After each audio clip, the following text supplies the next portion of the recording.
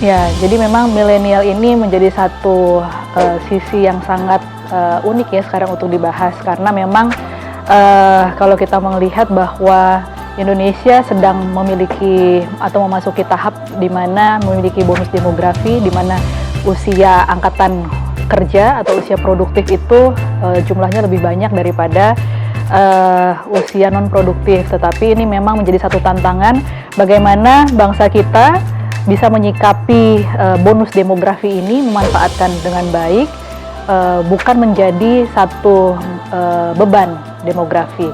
Nah, milenial sekarang ini memang kalau pada saat kita berkampanye kemarin itu memiliki satu anggapan yang apa ya kita bilang, ada sikap apatis, sikap yang memikirkan dirinya sendiri, itu yang memang harus diubah dari generasi milenial.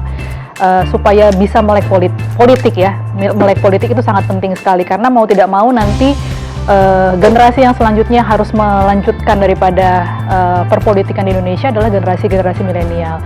Memang sangat penting sekali pendidikan politik di semua level jenjang pendidikan, tidak hanya di kampus-kampus, tetapi harus dimulai dari level pendidikan dasar. Dari SMP, SMA itu harus sudah mulai dimasuki supaya mereka tidak menjadi generasi yang apatis.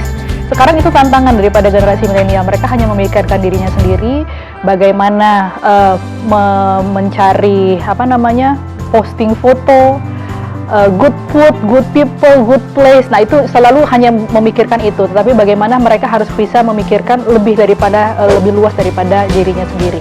Itu tantangan tersendiri. Dan salah satu strateginya bagaimana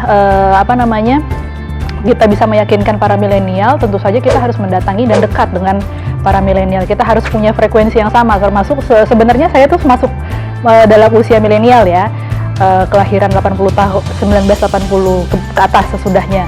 Kita harus punya frekuensi yang sama, bahasa yang sama dengan para milenial, sering berinteraksi dengan mereka dan memberikan influence yang baik kepada generasi milenial, bahwa memang politik bukan sesuatu yang kotor, bukan sesuatu yang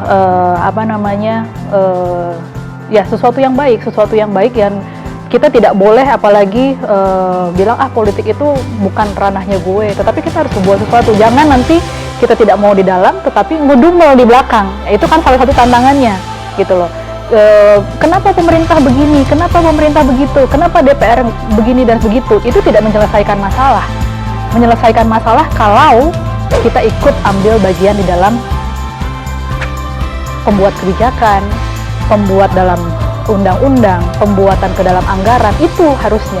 Tetapi kalau kita hanya sibuk protes, kenapa pemerintah begini, kenapa pemerintah begitu, kenapa DPR-nya begini dan begitu, kenapa you tidak get involved di dalamnya, itu harusnya sebenarnya. Jadi menekankan bahwa generasi milenial harus terjun di dalamnya.